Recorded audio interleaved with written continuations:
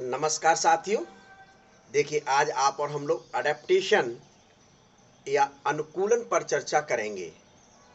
Adaptation या अनुकूलन क्या होता है?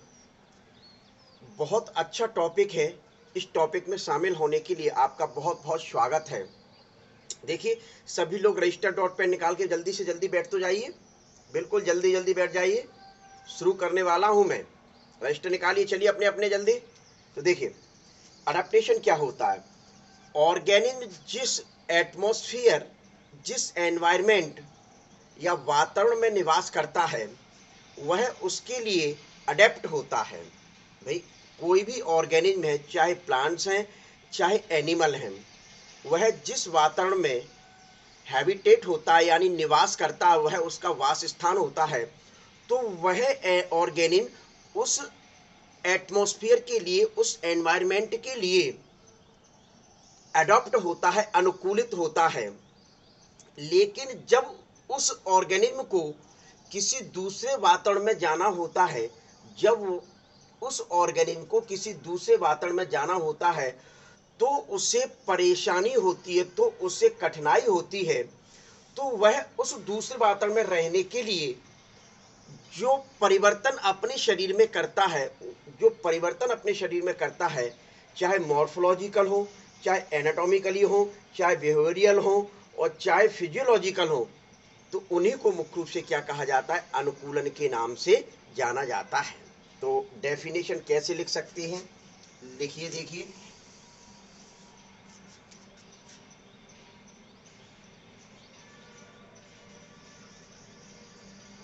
ऑर्गेनिज्म जिस एटमॉस्फेयर या एनवायरनमेंट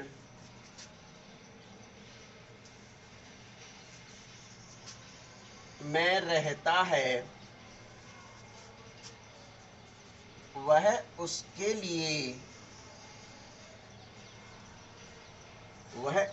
लिए अनुकूलित, एडॉप्ट रहता है। देखिए, बिल्कुल क्लियर लिख दिया। ऑर्गेनिज्म जिस एटमॉस्फेयर एनवायरनमेंट में रहता है, वह उसके लिए अनुकूलित होता है। जब जब उस ऑर्गेनिज्म को दूसरे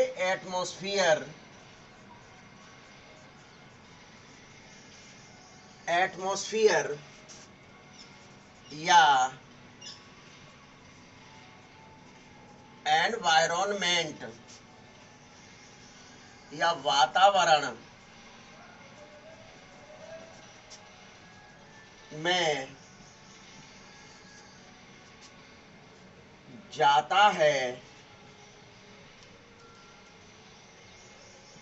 तो उसे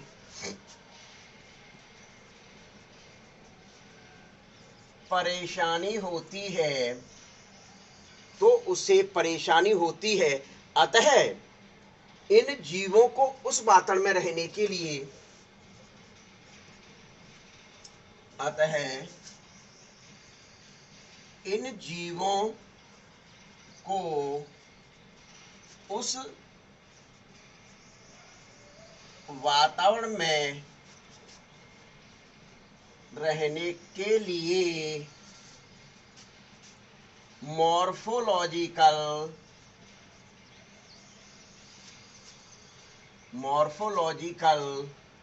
यानी कि आकार की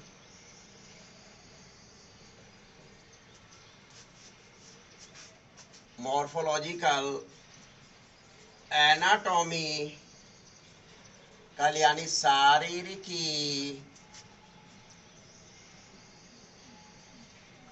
बिहेवियरल यानी व्यवहारात्मक,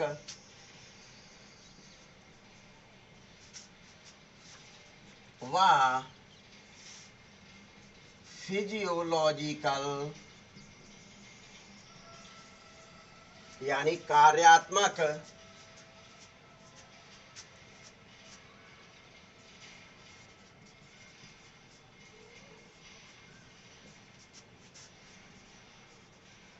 चेंजेज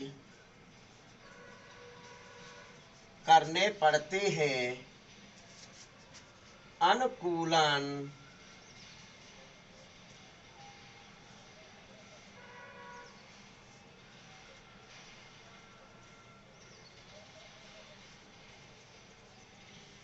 या अडैप्टेशन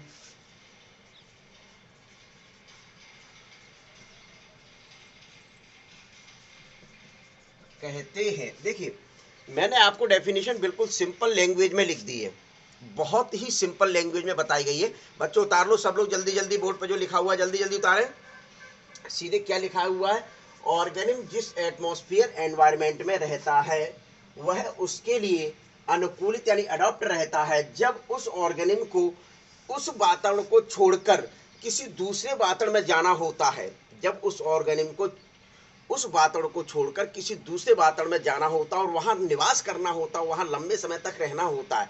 गया और लौट आया तो कोई समस्या नहीं है, लेकिन वास्तव में उसको वहां निवास करना, वहां रहना है तो उसको विभिन्न प्रकार की परेशानियां होती हैं। अब उसको चूंकि रहना है तो उस वातावरण के प्रति अपने आप को ढालना पड़ेगा, अपने आप को मुख्य रूप से अनुकूलित करना पड़ेगा। तो अपने आपको अनुकूलित करने के लिए उस वातावरण में रहने के लिए मुख्य रूप से उसको आपको कुछ लक्षणों में चेंज करना पड़ेगा। मॉर्फोलॉजिकल कैरेक्टर है, जैसे आकार की, शारीरिकी कैरेक्टर है मुख्य रूप से यानी एनाटॉमिकली, बिहेवियरल यानी व्यवहारात्मक मुख्य रूप से, और आपका फिजियोलॉजिकल यानी कार्यात्मक प्रकार्यात्मक लक्षणों में मुख्य रूप से परिवर्तन करना पड़ेगा। उसी को क्या कहा जाता है, अडैप्टेशन या अनुकूलन के नाम से जाना जाता है। क्लियर? ये आपकी डेफिनेशन उतार लीजिए, जल्दी से फोटो ले लीजिए, स्क्रीनशॉट ले लीजिए। देखिए, सिम्पर नामक एक वैज्ञानिक थे। कौन से वैज्ञानिक थे? सिम्पर वैज्ञानिक, ऐसे नहीं उल्टा लिखो, वैज्ञानिक सिम्पर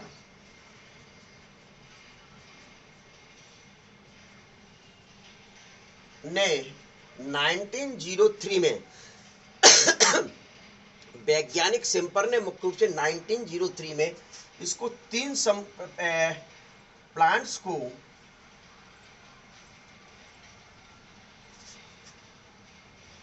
तीन ग्रुप में डिवाइड किया गया था अनुकूलन के बेस पर।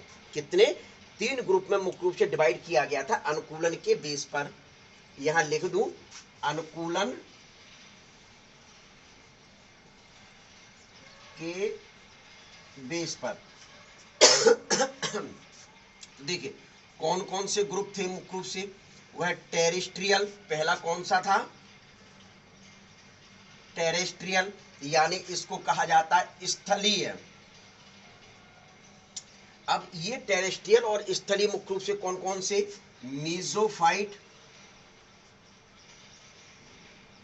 मीजोफाइट्स यानी समोदभिद, पहला कौन सा हो गया? समोदभुज इसके अंतर्गत आता है। दूसरा मुख्य रूप से जीरोफाइट्स या फिटिक, इनको मुख्य रूप से जीरोफाइट्स को यानी डेजर्ट भी कहा जा सकता है। क्या कहा जा सकता है? डेजर्ट, मरुदभिद, मरुदभिद कहा जाता है मुख्य रूप से। क्लियर? दूसरा नंबर मुख्य रूप से ये इसी के अंतर्गत है, विशेष ध्यान रखना। टेरेस्ट्रियल के अंतर्गत कौन कौन से? मीजोफाइट्स। टेरेस्ट्रियल स्थल पर रहने वाले प्लांट्स जो हैं, स्थल पर रहने वाले जो प्लांट्स हैं कौन कौन से होते हैं? मीजोफाइट्स होते हैं। समोदभिद यानी सामान्य वातावरण में निवास करते, ना ज्यादा पानी की कमी है ना ज्यादा मुख्य रूप से पानी की अधिकता है। तो ऐसे एटमॉस्फेयर, ऐसे मुख्य रूप से उसको क्या कहते हैं? समोदभिद। जीरोफाइट जहां पानी की बहुत कमी होती है तो स्वाभाविक है इसमें तो प्लांट्स रह लेंगे भाई, इसमें तो प्लांट्स रह लेंगे, लेकिन इसमें प्लांट्स क्या, जहां पानी की कमी है तो निश्चित तौर पर अपने आप के कैरेक्टर को मुख्य रूप से चेंज करना पड़ेगा। क्लियर? दूसरा कौन से आते हैं मुख्य रूप से? हाइड्रोफिटिक। हाइड्रोफिटिक यानी कि जलोदभिद। कौन से आएंगे? जलोदभिद, यानी कि जो पूर्ण रूप से जल में निवास करते हैं। निश्चित है कि देखिए, जल में निवास करेंगे तो कुछ ना कुछ तो इनको परिवर्तन करना पड़ेगा। क्या? कुछ ना कुछ तो परिवर्तन बच्चों करना पड़ेगा। तीसरा मुख्य रूप से आते हैं दलदली। पौधे, दलदली पौधे मतलब हेलोफाइट्स, जहां लवण की मात्रा मुख्य रूप से अधिक होती है। क्या? लवण की मात्रा यानी मिनरल्स की मात्रा कैसी होती है? अधिक होती है। उन पौधों को क्या कहा जाता है? हेलोफाइट्स, या मुख्य रूप से कहा जाता है, ये थोड़ा सा मैं अलग लिखूं, मर्सी प्लांट। इनको क्या कह दिया जाता है? मर्सी प्लांट के नाम से मुख्य रूप से जाना जाता है। किस नाम से जाना जाता है? मर्सी प्लांट के नाम से जाना जाता है। ये डिवाइडेशन जो किया था वह मुख्य रूप से सिम्पर नामक वैज्ञानिक ने किया था। किसने किया था? सिम्पर नामक वैज्ञानिक ने किया था। लेकिन 1909 में एक वैज्ञानिक थे,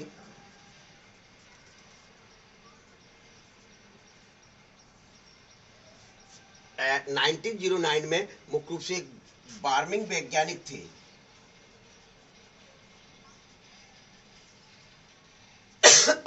इन्होंने मुख्य रूप से 3 पार्ट में मुख्य रूप से प्लांट्स को डिवाइड किया था, 3 ग्रुप में डिवाइड किया था, सीधे सीधे 3 ग्रुप में। तो वो ग्रुप कौन कौन से? Number 1 hydrophytes. क्या? हाइड्रोफाइट्स यानी जलोदभिद। दूसरा जीरोफाइट्स यानी कि मरोदभिद पौधे। मुख्य रूप से कौन से पौधे हो गए? मरोदभिद पौधे हो गए। क्लियर? और मीजोफाइट्स, मीजोफाइट्स। तो ये पौधे मुख्य रूप से 3 प्रकार के पौधों को जो डिवाइड किया गया था, वो वार्मिंग नामक वैज्ञानिक था, जिन्होंने मुख्य रूप से 1909 में मुख्य रूप से 3 ग्रुप में पेड़ पौधों को डिवाइड किया गया था, बेसिस ऑफ एडेप्टेशन, अनुकूलन के आधार पर। तो आपको मुख्य रूप से इसमें 3 प्रकार के पौधों की स्टडी करनी है। देखिए, एक तो जीरोफाइट्स प्लांट्स, दूसरा हाइड्रोफाइट्स, और दलदली यानी मर्शी वाले पौधों की मुख्य रूप से स्टडी करनी है। इसमें भी हाइड्रोफाइट्स है, जीरोफाइट्स है। इसमें मुख्य रूप से ये जो वार्मिंग वैज्ञानिक थे, इसमें इन्होंने हेलोफाइट्स पौधों को नहीं किया गया था, इन्होंने हेलोफाइट्स पौधों को नहीं लिया था। ये जो प्लांट्स दलदली वाले हेलोफाइट्स होते हैं, इनको मैंग्रोव प्लांट्स के नाम से जाना जाता है। ये समुद्र के मुहाने पर पाए जाते हैं। कहाँ पाए जाते हैं? समुद्र जो रहता है वहाँ मुहाने पर पाए जाते हैं। सीधे सीधे मुख्य रूप से इनको दलदली पौधों के नाम से जाना जाता है। तो इसका ले लीजिए स्क्रीनशॉट सभी लोग, एक एक करके आप और हम लोग स्टडी करते हैं। तो सबसे पहले पौधे जो आते हैं, हाइड्रोफाइट्स पौधे आते हैं। देखिए, तो हाइड्रोफाइट्स पौधे कौन से होते हैं? ऐसे पौधे मुख्य रूप से जो पूर्ण रूप से जल में पाए जाते हैं, जो पूर्ण रूप से जल में पाए जाते हो, चाहे मुख्य रूप से समुद्र में पाए जाते हो, और चाहे मुख्य रूप से नदी में पाए जाते हो, चाहे मुख्य रूप से तालाब में पाए जाते हैं, यानी कि अपने आप को पूर्ण रूप से जल में पाए जाते, जल में पाए जाते, वाटर में पाए जाते हैं, उन प्लांट्स को हाइड्रोफाइट्स प्लांट के नाम से जाना जाता है। देखिए, तो ऐसे प्लांट्स को अपने अंदर क्या परिवर्तन करना पड़ेगा, इनके अंदर क्या ऐसे परिवर्तन होंगे जिसके कारण मुख्य रूप से वह वाटर के लिए 100% अडॉप्ट होकर वहां हमेशा निवास करने लगते हैं। देखिए, तो सबसे पहले मुख्य रूप से ऐसे जो प्लांट्स होते हैं, उनमें मुख्य रूप से आपके रूट सिस्टम जो होता है, रूट सिस्टम डेवलप नहीं होगा। क्यों? क्योंकि रूट सिस्टम, रूट का क्या काम है? रूट का काम है वाटर का एब्जॉर्बेशन करना। अब चूंकि वह मुख्य रूप से वाटर में ही पाए जाते हैं, तो रूट्स की क्या आवश्यकता है? लेकिन रूट्स कुछ में एब्सेंट होती है, कुछ में मुख्य रूप से पाई जाती है, लेकिन मुख्य रूप से एडवेंटेटियस टाइप की रूट्स होती हैं। मुख्य रूप से आपके रूट कैप नहीं पाई जाती है। रूट कैप से क्या तात्पर्य है कि आप लोगों ने देखा होगा, जो मीजोफाइट्स पौधे होते हैं या जीरोफाइट्स पौधे होते हैं, उनके रूट हेयर जो पाए जाते हैं, उन रूट हेयर पर मुख्य रूप से अगले वाले भाग पर एक कैप लाइक स्ट्रक्चर होती है, जिसको रूट कैप कहा जाता है। यह सॉइल में जाने के समय जब ग्रोथ करती है, तो उसको मुख्य रूप से क्या करते हैं? सुरक्षा प्रदान करने का कार्य करती है, प्रोटेक्शन प्रदान करने का कार्य करती है। कहीं ऐसा ना हो कि उनकी रूट्स नष्ट हो जाएं, उनकी रूट्स क्या हो जाएं? नष्ट हो जाएं, तो उसको रोकने का कार्य मुख्य रूप से इनके द्वारा किया जाता है। तो रूट कैप वहां एब्सेंट होती है। रूट कैप एब्सेंट है तो फिर क्या?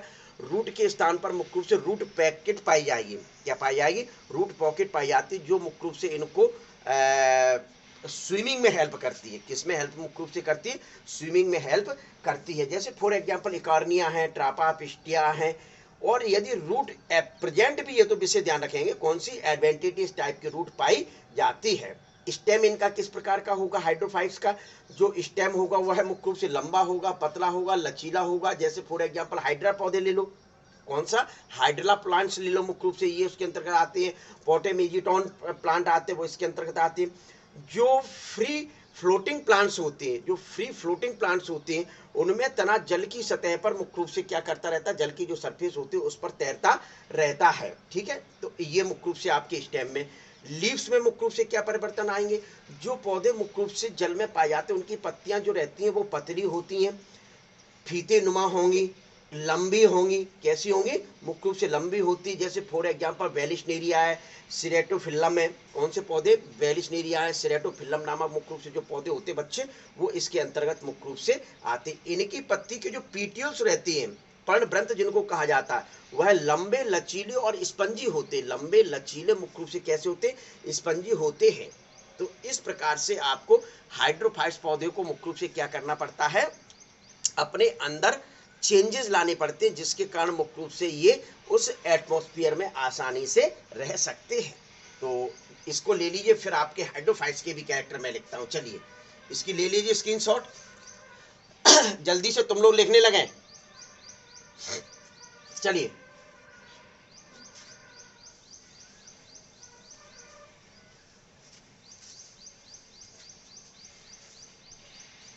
वैसे तो सब बच्चे मोबाइल लेकर आते हैं तो तुरंत फोटो ले लेते, लिखने की जरूरत ही नहीं पड़ती है। देखिए, फिर इसके बाद मुख्य रूप से जो आपका डिवाइडेशन किया, उसमें आपको मैंने अभी जैसे समझाया हाइड्रोफाइट्स या जलोदविद पौधों के अनुकूलन, तो वो एक तरीके से देखा जाता है अडेप्टेशन इन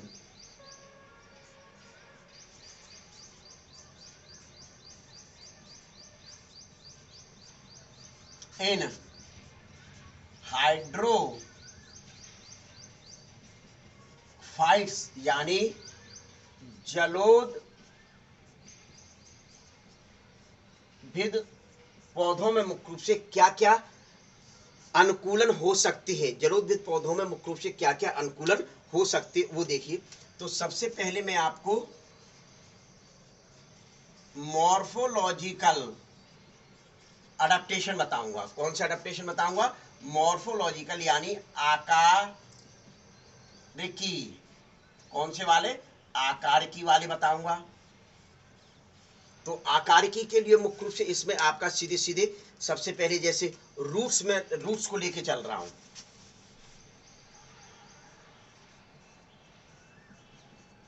तो रूट्स में मैंने क्या बताया था बच्चों कि रूट सिस्टम मुख्य रूप से कम डेवलप होता है।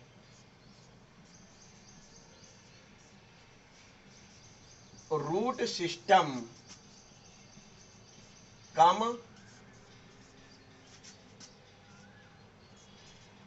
डेवलप, रूट सिस्टम मुख्य रूप से कैसा होता है? कम डेवलप होता है। रूट अनब्रांच्ड यानी अशाखित,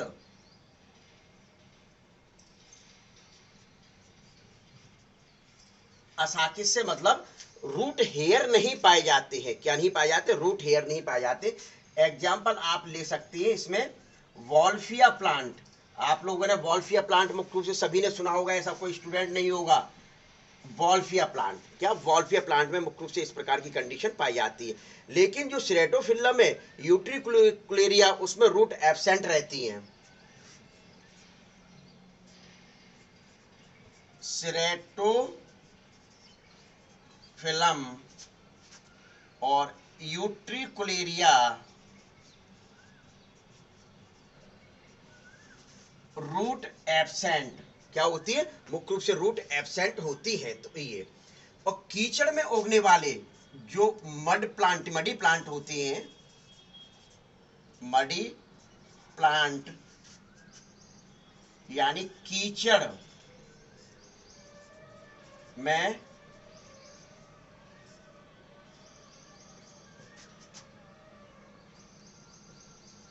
उगने वाले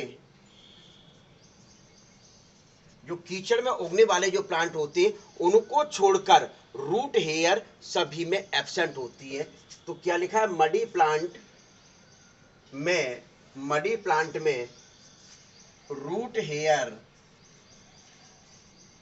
मडी प्लांट को छोड़कर, ऐसे लिखा जाएगा।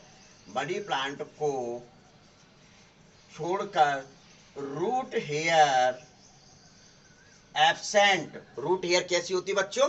एब्सेंट होती है। रूट हेयर बिल्कुल सही, एब्सेंट होती है। Root cap absent. Root cap क्या है? एब्सेंट। रूट पॉकेट प्रेजेंट होती है। क्या? रूट पॉकेट मुख्य रूप से प्रेजेंट होती है। जैसे इकॉर्निया है, ट्रापा है, पिस्टिया। लिखना चाहो तो लिख दो एग्जाम्पल। इकॉर्निया,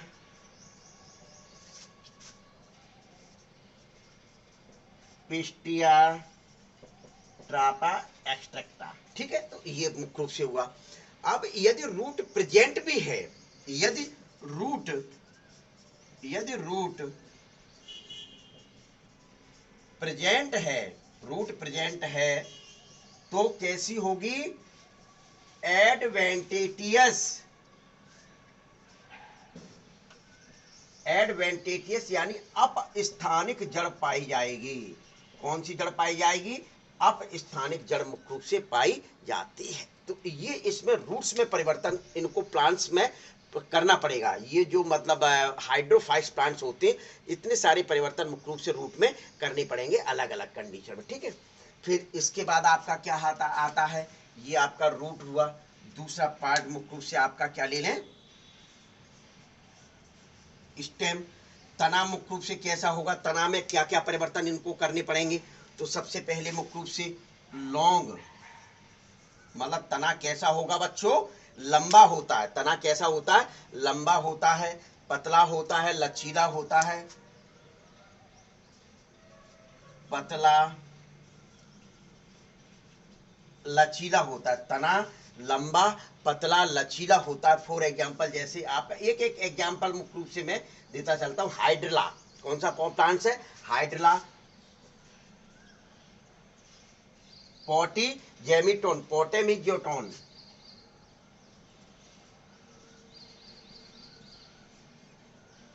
पोटेमिजेटोन जो प्लांट होता है मुख्य रूप से उस कंडीशन, पोटेमोजीटोन ऐसे लिखा जाएगा। तो ये जो प्लांट्स होते हैं मुख्य रूप से उसमें लॉन्ग, तना लंबा, पतला, लचीला होता है। स्वतंत्र प्लावी पौधे की तने जो स्वतंत्र मतलब फ्री फ्लोटिंग जो प्लांट्स होते हैं, तना जल की सतह पर तैरता रहता है। तो ये भी लिखिए, फ्री फ्लोटिंग प्लांट्स, इनको स्वतंत्र प्लावी लिख दीजिए। स्वतंत्र प्लावी पौधों के तने वाटर सरफेस यानी जल की सतह, यानी कि जल की सतह पर तैरते रहते हैं। जल की सतह पर मुख्य रूप से तैरते रहते हैं। क्लियर? तो ये आपको मुख्य रूप से किसमें बताना है? स्टेम में इनको मॉडिफिकेशन करने होते हैं। फिर इसके बाद क्या आता है? लीव्स। लीव्स में इनके में क्या परिवर्तन होंगे? जो लीव्स, ये मॉर्फोलॉजिकल अडेप्टेशन है, इससे ध्यान रखना बच्चों। कौन से? ये मॉर्फोलॉजिकल अडेप्टेशन है जो मैं आपको बता रहा हूं, ये आपको ध्यान में रखना है। क्लियर? लीव्स कैसे होती है? जलवाना पौधे की जो पत्तियां जो है रहती हैं, जो लीव्स होती है वो कैसी होती है? लंबी, फीतीनुमा, पतली। देखिए इनकी लीव्स लंबी, पतली, फीतेनुमा, लंबी पतली फीते नुमा मुख्य रूप से होती है। लंबी पतली फीते नुमा मुख्य रूप से होती है। जैसे वेलिस्नेरिया स्ट्रेटोफिल्लम। एग्जाम्पल, एक एक एग्जाम्पल मैं दे देता हूं। वेलिस्नेरिया और सिरेटोफिल्लम,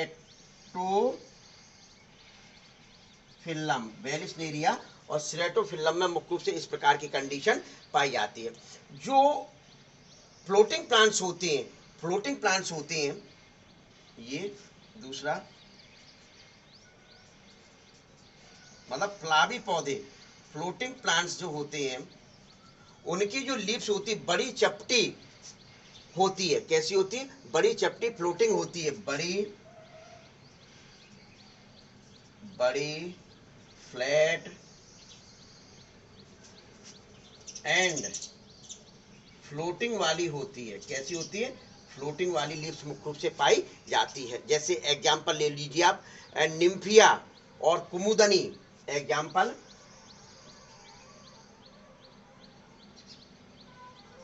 निम्फिया व कुमुदनी। कुमुदनी मुख्य रूप से प्लांट जो नेलुम्बो कहा जाता है, जिनको क्या कहा जाता है? नेलुम्बो।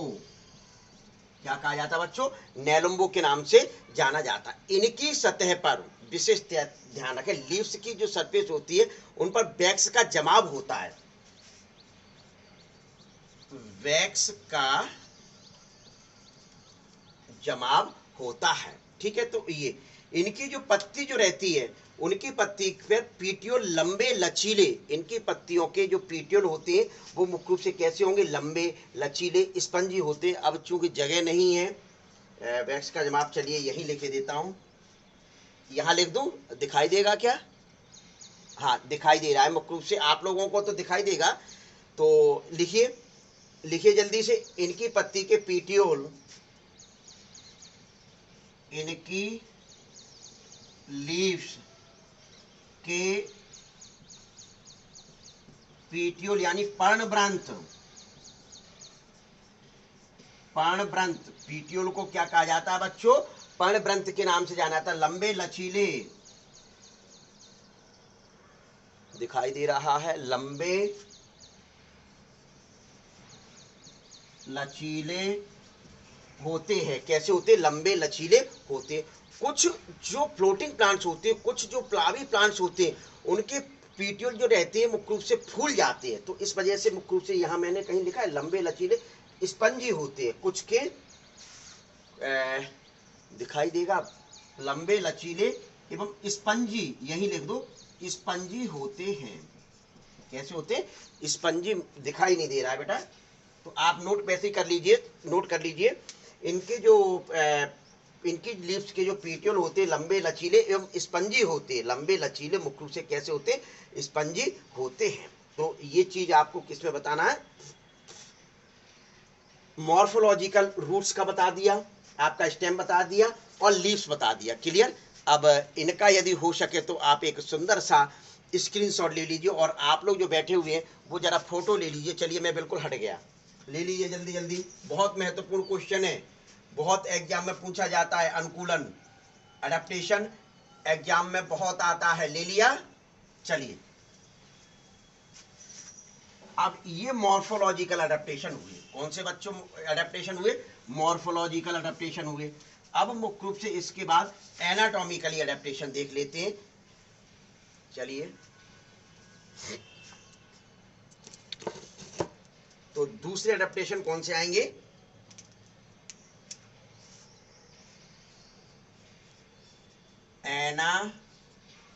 एनाटॉमिकल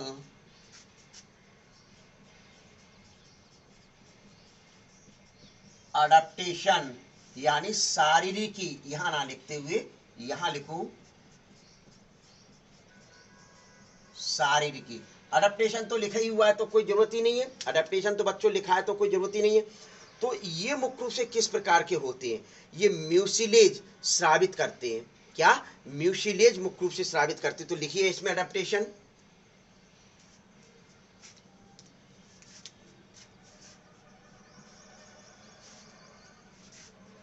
म्यूसिलेज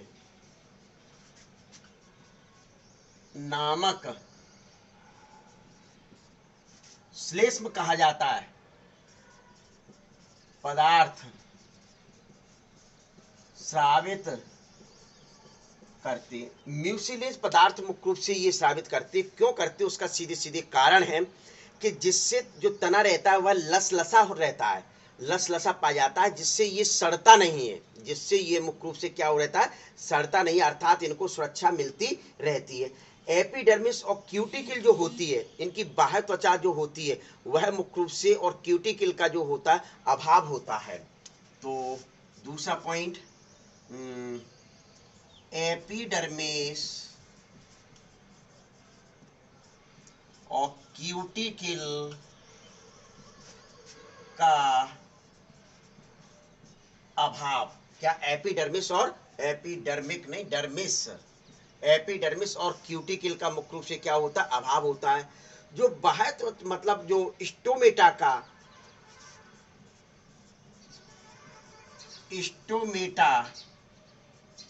एब्सेंट होते हैं। क्या होते हैं बच्चों, स्टोमेटा मुख्य रूप से एब्सेंट होते हैं। और यदि होते हैं तो नॉन फंक्शनल, कैसे होते हैं, नॉन फंक्शनल होते हैं। विशेष ध्यान रखें, यानी निष्क्रिय। कैसे होंगे, कार्यहीन होंगे, यानी कि कार्य नहीं करते होंगे। क्या नहीं करते होंगे बच्चों, कार्य नहीं करते होंगे। ये विशेष आपको ध्यान में रखना है। इनमें बड़े बड़े इंटरसेलुलर स्पेस, लिख लीजिए, हिंदी में मैं नहीं लिख रहा हूं, अंतरकोशिकीय अवकाश। क्या, अंतरकोशिकीय अवकाश, या फिर एयर कैविटीज क्या पाई जाती हैं, एयर कैविटीज जो होती हैं। क्या होती है, एयर कैविटीज, जो एरेनकाइमेटस ऊतक, एरेनटस ऊतक पाया जाता है, एरेनकाइमेटस ऊतक पाया जाता है। ये ध्यान में रख लीजिए। इसके कारण ये पौधे आसानी से तैरते रहते हैं। इस पॉइंट का विशेष ध्यान रखना। बड़े बड़े इंटरसेलुलर अवकाश पाए जाते हैं। कैसे, एक सेल सी ए तो एक सेल सी ए, एक ये, यानी इनके बीच का ये जो अवकाश है, इसको ही क्या कहा जाता है, इंटरसेलुलर स्पेस कहती है। और यह कौन सा टिश्यू होता है, एरेनकाइमेटस टिश्यू होता है। कौन सा बच्चों टिश्यू होता है, एरेनकाइमेटस टिश्यू होता है। तो ये आपको ध्यान में रखना। पौधों को तैरने व गैसीय आदान प्रदान में मुख्य रूप से ये सहायता करता है। पौधों को लिख लीजिए, पौधों को तैरने एवं गैसीय आदान प्रदान में, जो गैसेस का एक्सचेंज जो होता है, वो इसी प्रकार के बड़े बड़े इंटरसेलुलर स्पेस या एयर कैविटीज के कारण मुख्य रूप से होता है। तो ये वास्कुलर टिश्यू, जो वास्कुलर टिश्यू जो रहता है, कम विकसित होगा। क्यों कम विकसित होगा, वास्कुलर टिश्यू मतलब जाइलम फ्लोएम कम विकसित, कम डेवलप। कम डेवलप से क्या तात्पर्य हुआ, कम डेवलप से मुख्य रूप से क्या तात्पर्य हुआ, क्यों, क्योंकि जब ये प्लांट्स में ही पाए जाते हैं। भाई डेवलप किस में पाया जाता है, ये जो मुख्य रूप से मेजोफाइट्स हैं, जीरोफाइट्स हैं, उनमें मुख्य रूप से लंबे लंबे पौधों को कहाँ पानी जड़ से अवशोषित करके, मिनरल्स को अवशोषित करके कहाँ पहुंचाना होता है, ऊपर पहुंचाना होता है। लेकिन चूंकि ये पूरा का पूरा भाग प्लांट्स में पाए, हाइड्रोफाइट्स यानी जल में पाया जाता है, तो उनकी जो स्टेम वगैरह होते हैं वो वाटर को एब्जॉर्ब कर लेते हैं, वाटर को मुख्य रूप से एब्जॉर्ब करने के जैसे मुख्य रूप से कार्य करते हैं। तो इस वजह से इनमें रूट सिस्टम तो बताया था कम डेवलप होता है या एब्सेंट होती है कुछ प्लांट्स में, और कम डेवलप होता है, यदि होती भी तो एडवांटेजियस बताया था। तो इस वजह से सीधे सीधे कहा जाता है कि वास्कुलर टिश्यू मुख्य रूप से इनका कम डेवलप होता है, वास्कुलर टिश्यू इनका कम डेवलप होता है। सेकेंडरी ग्रोथ, ऐसे जब पतले पतले प्लांट्स हैं, क्या पतले पतले प्लांट्स हैं, तो इनमें मुख्य रूप से सेकेंडरी ग्रोथ भी एब्सेंट होती है। लिख दीजिए,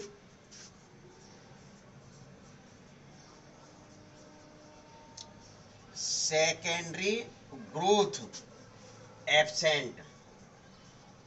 क्या बच्चों, सेकेंडरी ग्रोथ मुख्य रूप से क्या होती है, एब्सेंट होती है। इन पौधों की पत्तियां मेसोफिल पेलिसेड व स्पंजी पैरेन्काइमेटस में विभेदित नहीं होती। लिखिए ये पॉइंट जरा, इन पौधों की पत्तियों सेकेंडरी ग्रोथ एब्सेंट होती है। दूसरा पॉइंट लिखिए, पौधों की पत्तियों में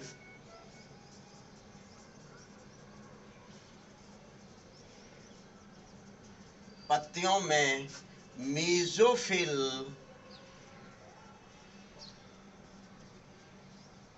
पेलिसेड व स्पंजी पैरेन्काइमेटस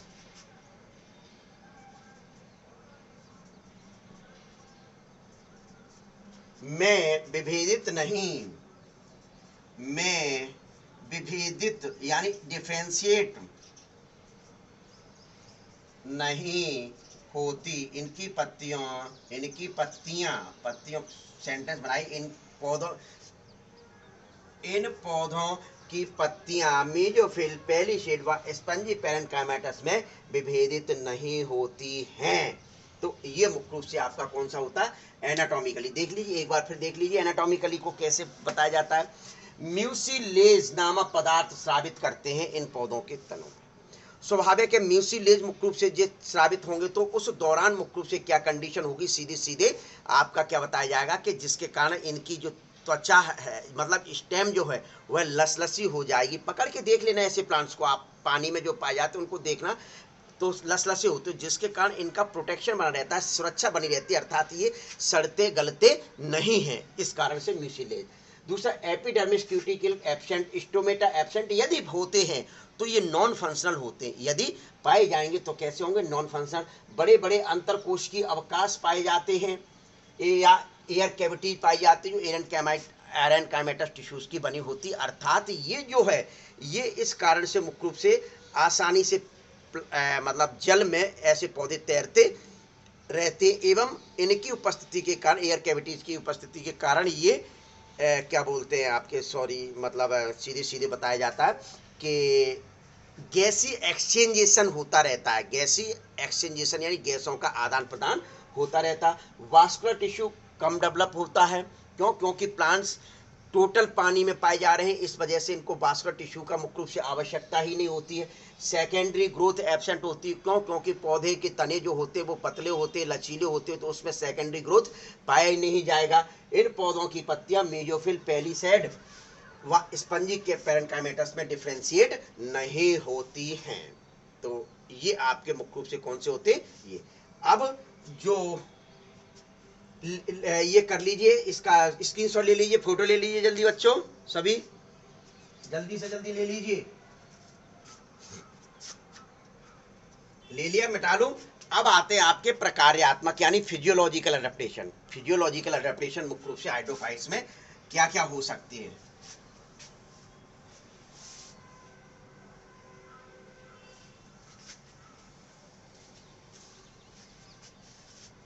देखिए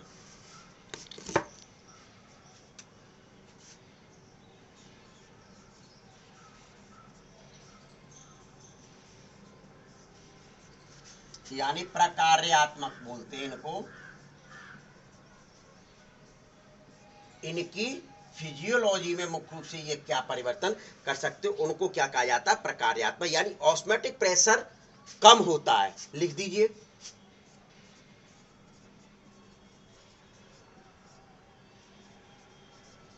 पराशर दाब, क्या? ऑस्मोटिक प्रेशर यानी कि पराशर दाब मुख्य रूप से कैसा होता है? कम होता है।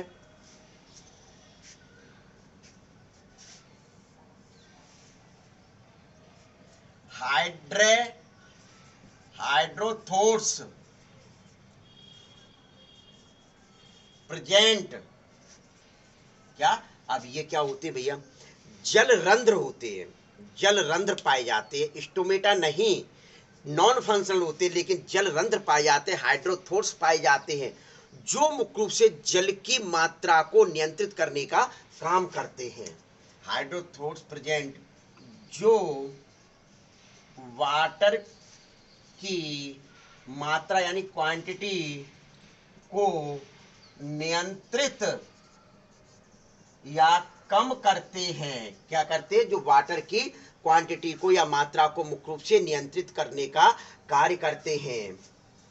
अगला, इन पौधों में फ्लावरिंग व फल का निर्माण, इन पौधों में फ्लावरिंग कम फ्रूट्स फॉर्मेशन कम, फ्रूट्स फॉर्मेशन मुख्य रूप से कैसा होता है? कम होता है। फूड एब्जॉर्प्शन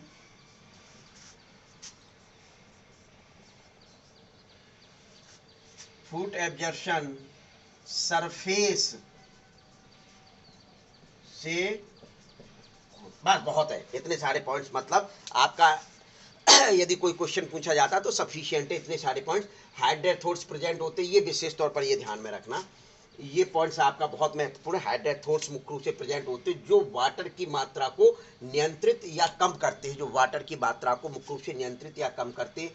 फ्लॉवरिंग की क्रिया मुख्य रूप से कम होती है, फ्रूट्स फॉर्मेशन भी मुख्य रूप से कम होता है, ठीक है। वाटर एब्जॉर्बेशन ये सरफेस से करते हैं। तो ये आपका हाइड्रेथोड्स मतलब हाइड्रोफाइट्स में इतना बताना है, जलोदविद पौधों में, किसमें, जलोदविद पौधों में मुख्य रूप से इतना सारा बताना। अब दूसरे नंबर पर जो पौधे आएंगे वो कौन से आएंगे, जीरोफाइट्स पौधे।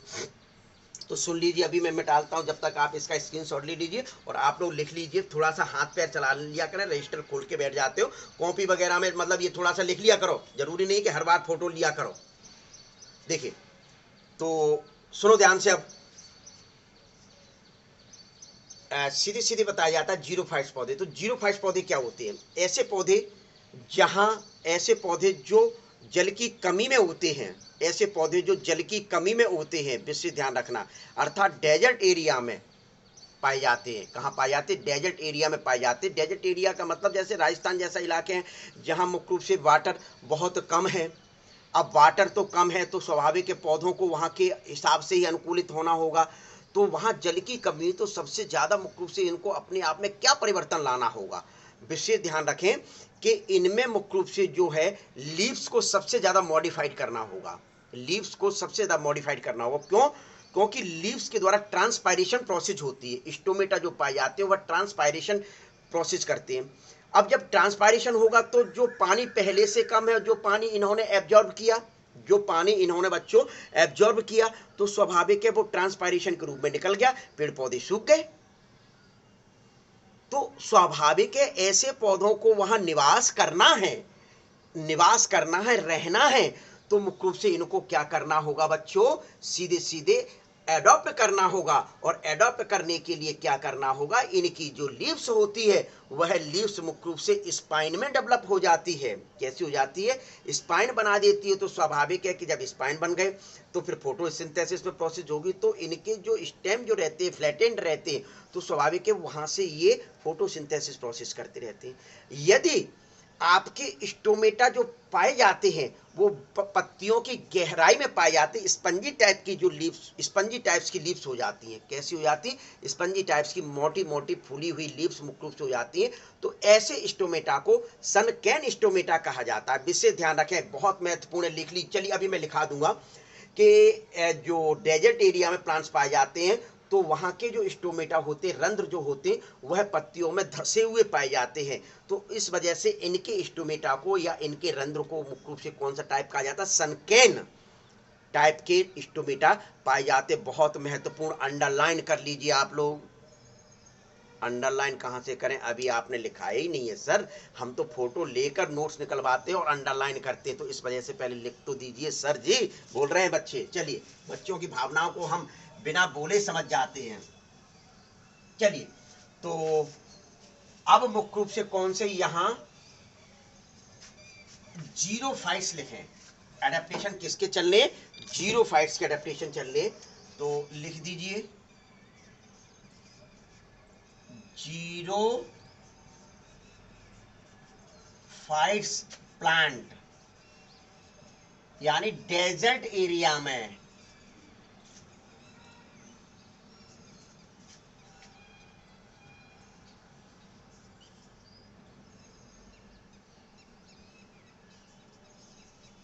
डेजर्ट एरिया में पाए जाने वाले प्लांट्स जीरोफाइट्स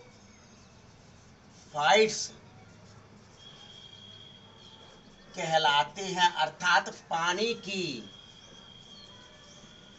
कमी वाले क्षेत्र में उगने वाले पौधों को जीरोफाइट्स या मरोदभिद प्लांट्स कहते हैं। लिख लीजिए, हिंदी में लिख लीजिए मरोदभिद प्लांट्स। हिंदी में क्या लिखेंगे आप, मरोदभिद प्लांट्स मुख्य रूप से लिख लीजिए। तो इनमें क्या क्या अनुकूलन हो सकते हैं, मॉर्फोलॉजिकल अनुकूलन क्या हो सकते हैं मुख्य रूप से आपके इनके, क्या एनाटॉमिकल अनुकूलन क्या हो सकते हैं, फिजियोलॉजिकल अनुकूलन मुख्य रूप से क्या हो सकते हैं।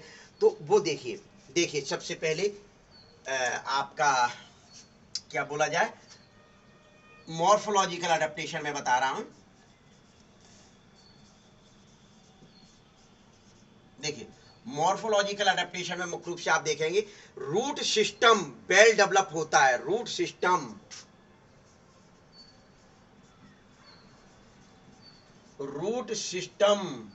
डेवलप, रूट सिस्टम मुख्य रूप से कैसा होता है बच्चों, डेवलप होता है। और रूट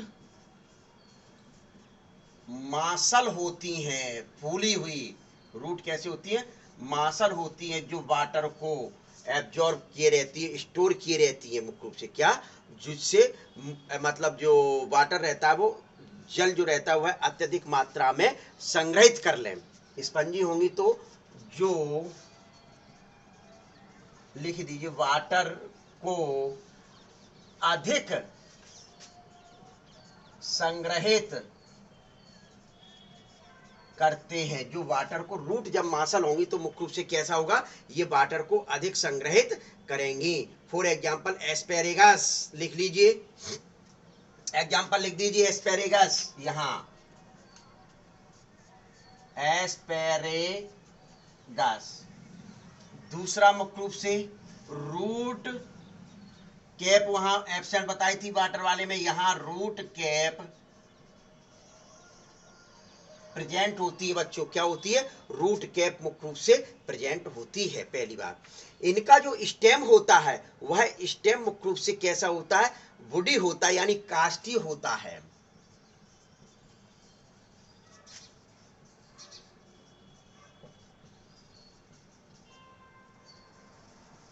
बड़ी मुख्य रूप से वुडी होता है। दूसरी चीज मुख्य रूप से बताया जाता है कि मजबूत होता है, कठोर होता है, लिख दीजिए हार्ड। कठोर यानी हार्ड का मतलब क्या होता है बच्चों, कठोर होता है, स्वाभाविक है, लिख लीजिए, ये बहुत महत्वपूर्ण पॉइंट है। हार्ड कठोर, बार्क यानी छाल के द्वारा कवर रहता है। क्या, स्टेम जो है काष्ठी बॉडी होता है, हार्ड यानी कठोर, बार्क मतलब छाल, जो उसके ऊपर आवरण पाया जाता है वह कैसा होता है, कठोर होता है, छाल मुख्य रूप से जिसको कहा जाता है, तो वह कवर रहता है। ये मुख्य रूप से तना इसका जो रहेगा वो कैसा होगा, स्टेम फ्लैट, फ्लैट एंड होता है, यानी चपटा। कैसा होता है बच्चों, फ्लैट एंड होता है, चपटा होता है, जो फोटोसिंथेसिस करता है।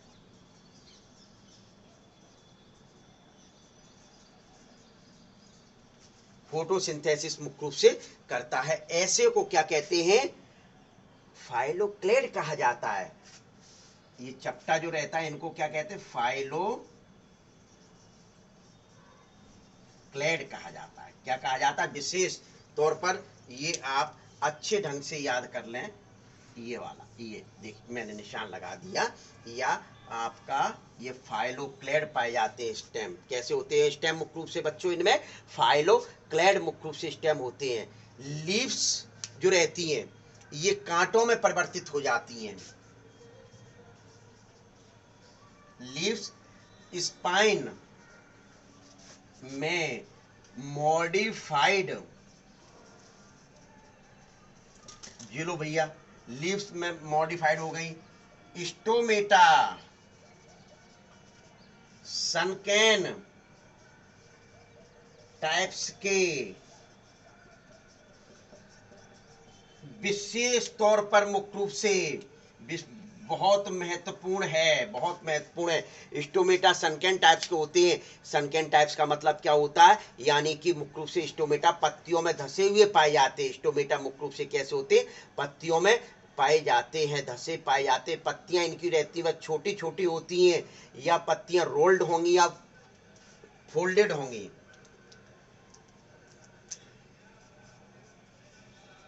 लीव्स छोटी यानी स्मॉल, फोल्डेड कैसी होंगी? मुख्य रूप से फोल्डेड होंगी। और दूसरी मुख्य रूप से क्या, रोल्ड हो जाती है ना, रोल्ड जैसे पेपर को रोल्ड कर लेते हैं, रोल्ड होती है। देख लीजिए, इसको ले लीजिए स्क्रीनशॉट जरा। ये आपके मॉर्फोलॉजिकल कैरेक्टर हुए। ये कौन से कैरेक्टर हुए? अडेप्टेशन मॉर्फोलॉजिकल हुए। रूट सिस्टम डेवलप होता है, रूट मार्शल होती है जो वाटर को अधिक संग्रहित कर लेती है। मार्शल से मतलब फूल जाती है, मोटी मोटी फूल जाती है, बिल्कुल स्पंज टाइप की। तो वह वाटर को अधिक संग्रहित करने के कार्य करती हैं।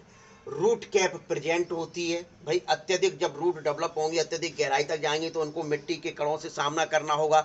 जब मिट्टी के कणों से सामना करना होगा तो उनकी रूट सेल्स डैमेज हो सकती है, तो उसको सुरक्षा करने के लिए इसमें रूट कैप प्रेजेंट होती है। रूट कैप प्रेजेंट होती है। स्टेम काष्ठी होता है जो कठोर छाल द्वारा घिरा हुआ रहता है। कठोर छाल द्वारा मुख्य रूप से कैसा रहता है? घिरा हुआ रहता है। स्टेम फ्लैटेंड होता है यानी फाइलोक्लेड टाइप का होता है जो फोटोसिंथेसिस मुख्य रूप से करता है। लीव्स स्पाइन में मॉडिफाइड हो जाती हैं। लीव्स स्पाइन में मॉडिफाइड हो जाती हैं। स्टोमेटा मेट कर दिया। स्टोमेटा सनकेन टाइप के होते हैं यानी कि पत्तियों में धसे हुए रहते हैं। इनकी जो लीव्स होती हैं वह स्पंजी टाइप की होती है। इससे ध्यान रखना, यहाँ लिख दीजिए स्टोमेटा टाइप्स, सनकेन टाइप्स के होते हैं। लीव्स छोटी फ्लैटेंड या स्पंजी टाइप की होती हैं। क्या अपेंसिया वगैरह देखे होंगे आप लोगों ने कि स्पाइन में मुख्य रूप से पाए जाते हैं। अपेंसिया वगैरह मुख्य रूप से आपने देखे होंगे, तो वो स्पाइन में स्पाइन वगैरह में मुख्य रूप से आपके, ठीक है। तो ये आपके क्या होते हैं? मॉर्फोलॉजिकल कैरेक्टर होते हैं। मॉर्फोलॉजिकल, इसका ले लीजिए एक सुंदर सा फोटो ले लीजिए, फिर आप और हम चलते हैं एनाटॉमिकली। कर लिया? चलिए,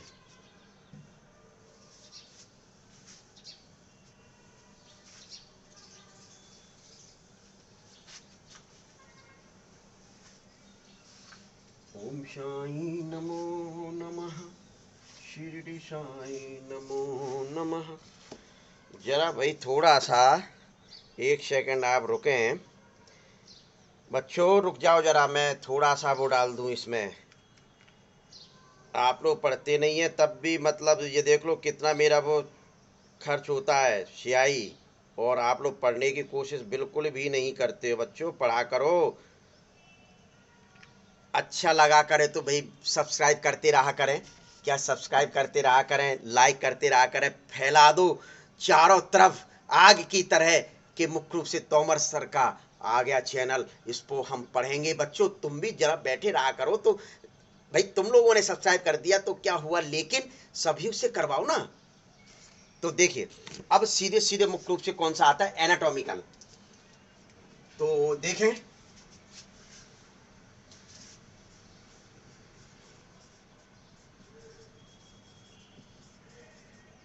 एनाटॉमिकल अडेप्टेशन। वैसे तो ये लिखा है, अडेप्टेशन ही पढ़ रहे हैं तो लिखने की जरूरत नहीं है। एनाटॉमिकल मतलब शारीरिक क्या होते हैं, तो कर लीजिए शारीर की। हिंदी में, हिंदी मीडियम वाले लिख लीजिए शारीर की। देखिए सुनिए इनकी कहानी सुनिए। इनकी पत्ती के तनों पर क्यूटिकल की मोटी परत होती है। क्यूटिकल की कैसी होती है? मोटी परत होती है। बाह्य त्वचा मल्टी लेयर्ड होती है, यानी एपिडर्मिस जो होती है वो कैसी होती है? मोटी होगी तो मल्टी लेयर्ड होगी। कैसी होगी?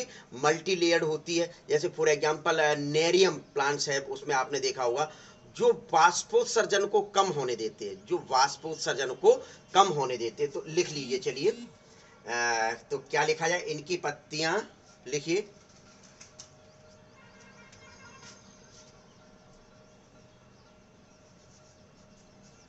इनकी पत्तियों की पत्तियां क्या व तने दोनों कर दे तो फिर कैसा रहेगा? पत्ती व तना दोनों को लिख दीजिए ना, अलग अलग। क्या? पत्तियों व तनों पर क्यूटिकल मोटी, कैसी होती है? क्यूटिकल मोटी मुख्य रूप से होती है। ध्यान से सुन लें अच्छे ढंग से। दूसरा मुख्य रूप से पॉइंट यहां से एपिडर्मिस, इसको हिंदी में लिख लीजिए, बाह्य त्वचा कहते हैं। एपिडर्मिस लिख लीजिए हिंदी में जल्दी, बाह्य त्वचा कहा जाता है। मल्टीलेयर्ड होती है। कैसी होती है बच्चों? मल्टीलेयर्ड होती है एपिडर्मिस,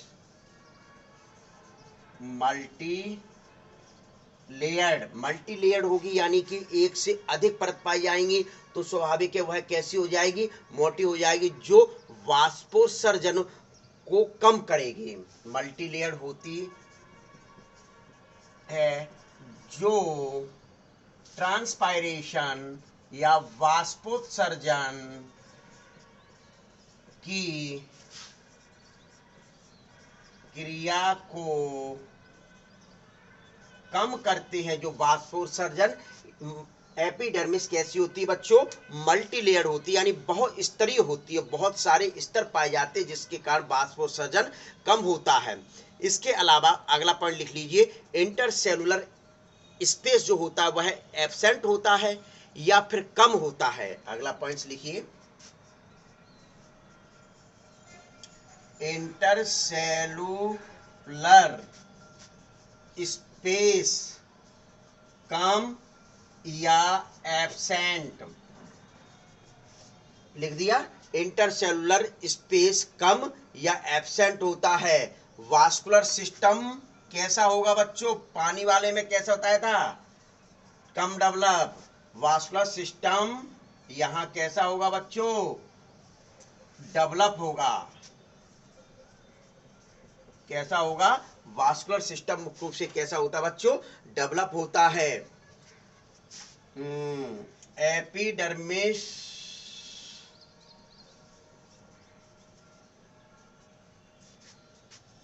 पर रोम हेयर पाए जाते हैं। क्या पाए जाते हैं? हेयर पाए जाते हैं, जो वाष्पोत्सर्जन की क्रिया को कम करते हैं, जो वाष्पोत्सर्जन की क्रिया को मुख्य रूप से कम करते हैं। तो ये लिख लीजिए जरा, एनाटॉमिकल अडेप्टेशन। एनाटॉमिकल अडेप्टेशन एक बार फिर से सुन लीजिए। इनकी पत्तियों पर क्यूटिकल मोटी होती है। एपिडर्मिस मल्टीलेयर्ड होती है, जो वाष्पोत्सर्जन की क्रिया को कम करती है, जो वाष्पोत्सर्जन की क्रिया को मुख्य रूप से कम करती है। इंटरसेलुलर स्पेस कम या एब्सेंट होते हैं। वास्कुलर सिस्टम डेवलप होता है। वास्कुलर सिस्टम डेवलप होता है। एपिडर्मिस पर रोम या हेयर पाए जाते हैं, जिसके कारण वाष्पोत्सर्जन की क्रिया धीमी पड़ जाती है या मुख्य रूप से कम हो जाती है। तो ये मुख्य रूप से आपके क्या होते हैं? एनाटॉमिकल। अब इसके बाद आते फिजियोलॉजिकल। ले लीजिए, फोटो ले लीजिए। फिजियोलॉजिकल यही लिख दूं मैं? आ जाएगा इतने में?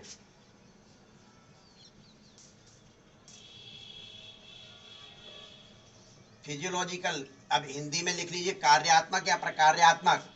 फिजियोलॉजिकल में लिख दिए हिंदी में, कार्यात्मक या प्रकार्यात्मक लिखिए। चलिए देखिए क्या होते हैं ये पौधे जो होते हैं, मतलब इसमें एडेप्टेशन मुख्य रूप से किस प्रकार का होते हैं।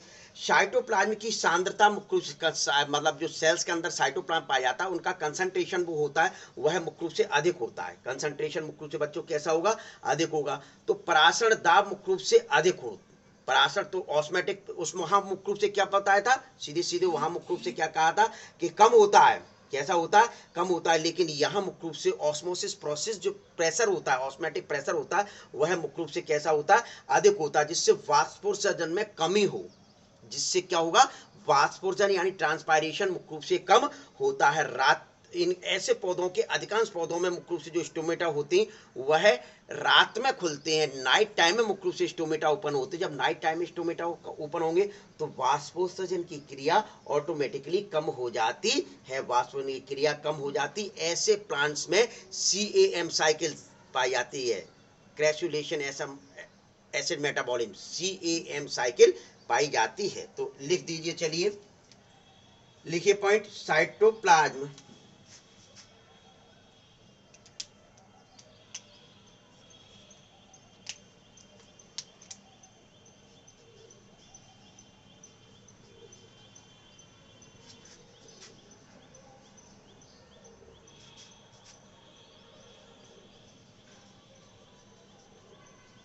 कंसंट्रेशन, साइटोप्लाज्म की कंसंट्रेशन मुख्य रूप से कैसी होती है बताया था अभी, ध्यान से बताइए जल्दी से जल्दी।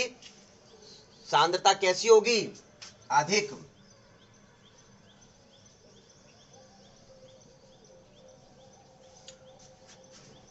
प्रेशर कैसा होगा? ऑस्मोटिक प्रेशर, परासरण दाब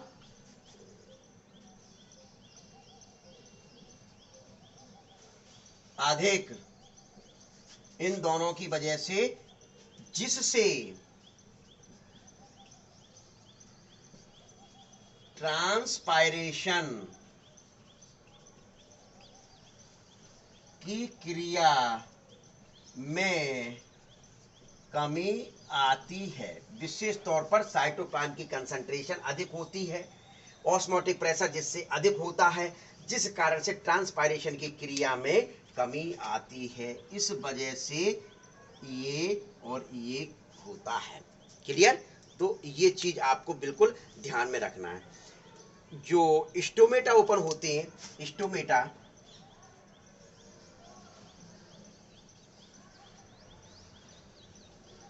night time, stomata night time open होते हैं। स्टोमेटा कैसे पाए जाते हैं?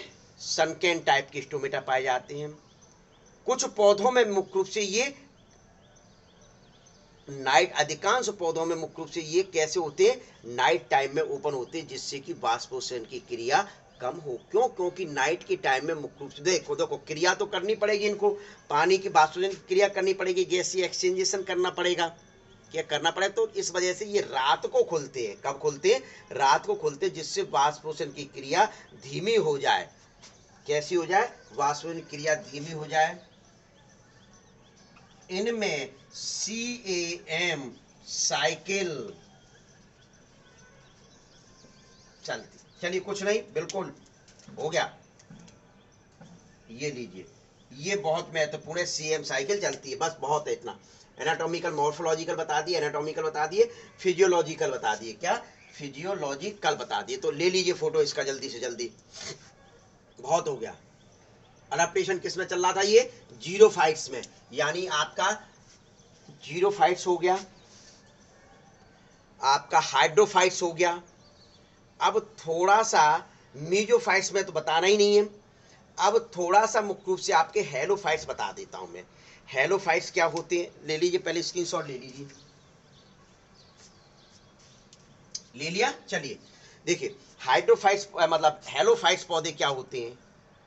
लवोर्भिद, यानी कि ऐसे पौधे जो दलदली भूमि में पाए जाते हो। दलदली भूमि, विशेष तौर पर ये नहीं कि अपने यहाँ कीचड़ है, पानी थोड़ा सा, उसको दलदली भूमि, सर ये भी तो दलदली भूमि में पाए, नहीं। ऐसे पौधे जहां मुख्य रूप से दलदली भूमि में लवण की मात्रा अधिक होती हो, लवण की मात्रा अधिक होती है, उनको मुख्य रूप से वहां पाए जाते हैं। उन प्लांट्स को क्या कहा जाता है? हेलोफाइट्स प्लांट्स कहा जाता है। क्या कहा जाता है? हेलोफाइट्स प्लांट्स के नाम से जाना जाता है। पहली बात तो आप ये ध्यान में रखें। ऐसे स्थान मर्सी कहा जाता है। लवण वाले स्थान जहां अधिक होते हैं वहां उनको क्या कहते हैं? मर्सी कहते हैं। इनको मैंग्रोव प्लांट्स के नाम से जाना जाता है। For example Rhizophora. क्या? राइजोफोरा। ये जो समुद्र के मुहाने होते हैं, समुद्र के, स्वाभाविक है कि समुद्र के में कैसा पानी हो, समुद्र का पानी कैसा होता है? साल्टी होता है। कैसा होता है? मैराइन वाटर जिनको कहा जाता है। तो उनके मुहानों पर जो दलदल बन जाता है, उन पर मुख्य रूप से पाया जाता है। तो रूट जो है निकलती हैं नीचे और नीचे से ऊपर वापस आ जाती हैं। तो ऐसी रूट्स को न्यूमेटोफोर रूट्स कहा जाता है। क्या कहा जाता है बच्चों? न्यूमेटोफोर रूट्स कहा जाता है। मजबूती के लिए तने की सरफेस से, तने की जो सतह होती है वहां से मुख्य रूप से रूट्स निकलती हैं और जमीन में धंस जाती हैं। जमीन में धंस जाती हैं कुछ रूट, जिसके कारण मुख्य रूप से पौधे को मजबूती प्रदान, पौधे की तना सीधा मुख्य रूप से उसमें खड़ा रहे, मजबूती प्रदान मुख्य रूप से इसी कारण से होती है। सुंदरवन डेल्टा, सुंदर देख क्या बोलेंगे? सुंदरवन डेल्टा में जो sodium chloride, magnesium sulphate, magnesium chloride जैसे लवणों की मात्रा बहुत अधिक होती है। कहां पर? सुंदरवन डेल्टा में मुख्य रूप से सोडियम क्लोराइड है, मैग्नीशियम सल्फेट है, मैग्नीशियम क्लोराइड है, इनकी मात्रा बहुत अधिक होती है। तो इस वजह से ऐसे पौधों को हेलोफाइट्स प्लांट्स के नाम से जाना जाता है। किस नाम से जानते हैं? हेलोफाइट्स के नाम से जाना जाता है, या मर्सी प्लांट्स के नाम से मुख्य रूप से जाना जाता है। तो इनको वहां रहने के लिए उसी टाइप्स के अडेप्ट करना पड़ेगा। क्या? उसी टाइप का मुख्य रूप से अडेप्टेशन करना पड़ेगा। ऐसी मृदा को सैलाइन सॉइल कहा जाता है, इसे ध्यान रखना।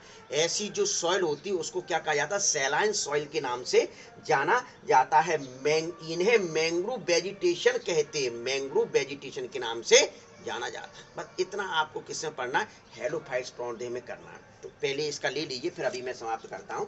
ले चुके हैं, चलिए।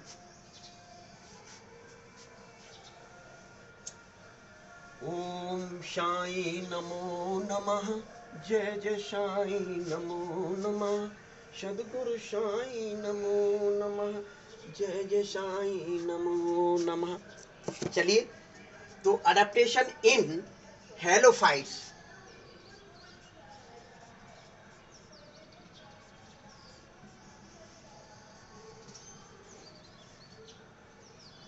हेलोफाइट्स ये तो आप समझ ही चुके कि ऐसे स्थानों पर मुख्य रूप से क्या होगा।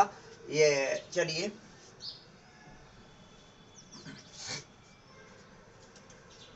सुंदर होते हैं पौधे डेल्टा। क्या? सुंदर वन डेल्टा में NaCl, मैग्नीशियम सल्फेट और मैग्नीशियम क्लोराइड जैसे लवणों की मात्रा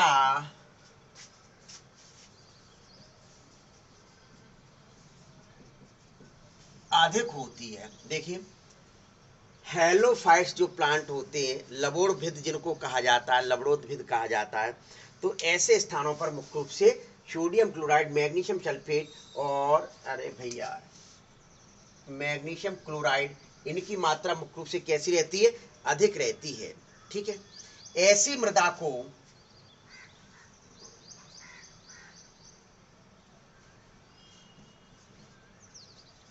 ऐसी सॉइल को सैलाइन सॉइल कहा जाता है। क्या? आपको पीछे में पढ़ा के आया था, ध्यान होगा, यूरोसैलाइन, यूरिसैलाइन और स्टेनोसैलाइन। अब यहां अच्छे ढंग से और समझ लीजिए।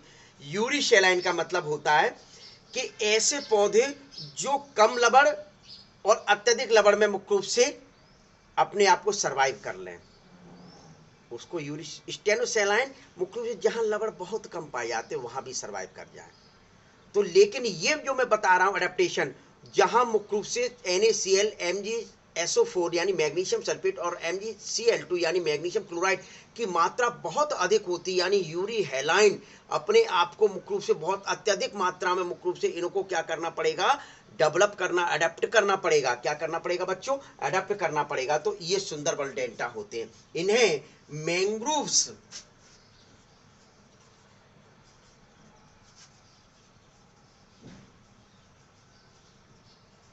प्लांट या वेजिटेशन कहा जाता है। इन्हें मैंग्रोव प्लांट्स या वेजिटेशन कहा जाता है।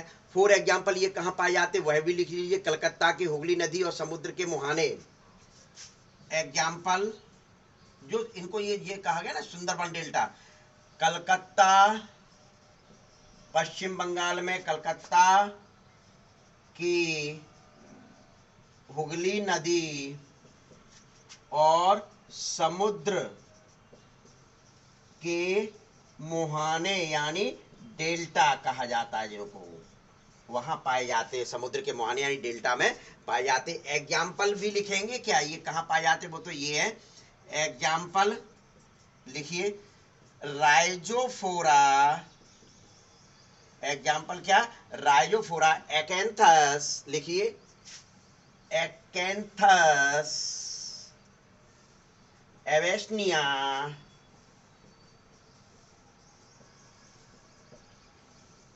ठीक है, और सोनेरेशिया। एक और लिख दूं,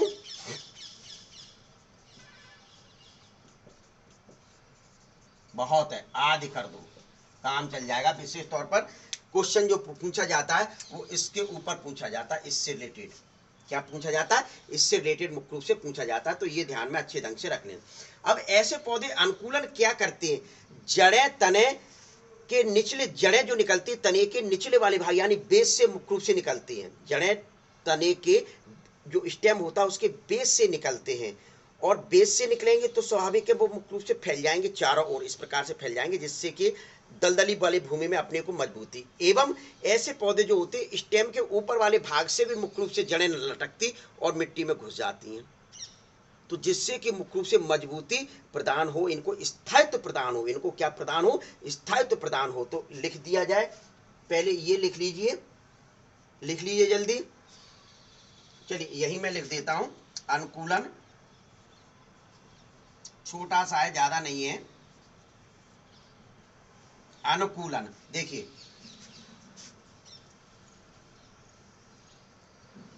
पौधों को स्थायित्व प्रदान करने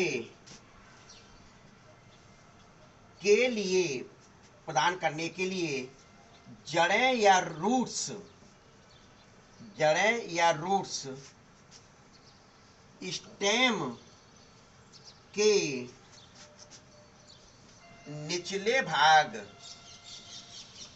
से निकलती हैं और पौधे को मजबूती प्रदान करती हैं, और पौधे को मजबूती प्रदान करती हैं। इनमें श्वसन मूल जड़ें पाई जाती हैं। श्वसन मूल यानी कि न्यूमेटोफोर, लिख लीजिए, मैं लिखना भूल गया, जगह नहीं है यहाँ पर। न्यूमेटोफोर रूट्स पाई जाती हैं, इनकी रूट्स को न्यूमेटोफोर कहा जाता है। अर्थात जड़ जब तने से निकलेंगी, देखिए ये दलदल है, ये प्लांट्स है, ये प्लांट्स है, यहाँ से रूट्स निकली, ये रूट्स निकली इस प्रकार से, और ये रूट्स निकलकर ऊपर इस प्रकार से हो जाती है। ये देखिए, ये इस प्रकार से, इस प्रकार से ये रूट है ऊपर, ये तो ये मुख्य रूप से, चूंकि दलदल वाली भूमि में ऑक्सीजन की कमी है, तो ऑक्सीजन को इनको लेना है, तो स्वाभाविक है कि ये जड़ें ऊपर से निकलकर मुख्य रूप से इसमें ऑक्सीजन को ग्रहण करती। तो ऐसी जड़ों को क्या कहा जाता है? श्वसन मूल जड़ें कहा जाता है। ऐसी रूट्स को क्या कहा जाता है बच्चों? श्वसन मूल जड़ें कहा जाता है, जो दलदल से विशेष तौर पर बाहर निकलती हैं। ऐसे पौधे विविपेरी कहलाते हैं। क्या कहलाते हैं? दिखाई देगा, विविपेरी, विविपेरी। फल में बीज पाया जाता है, ये सबको पता है।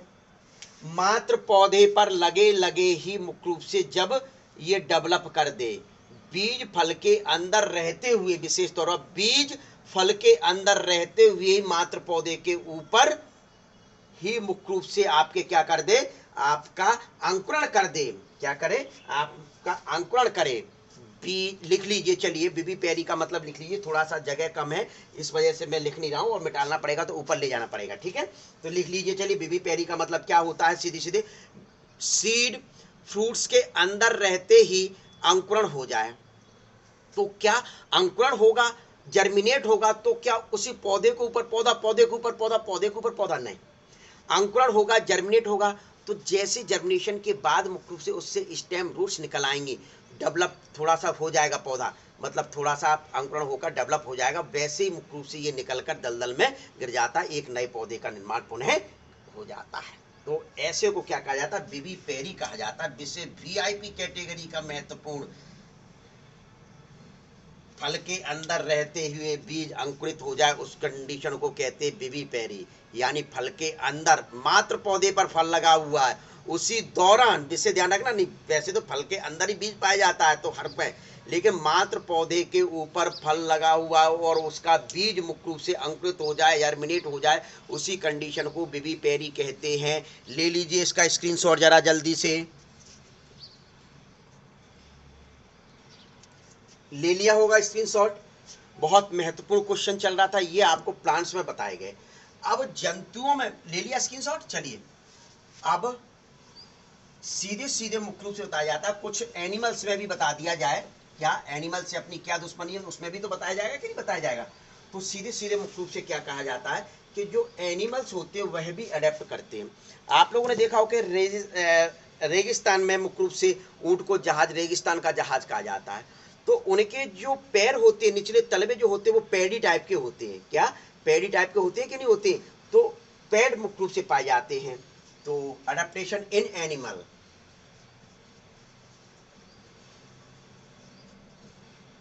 देखिए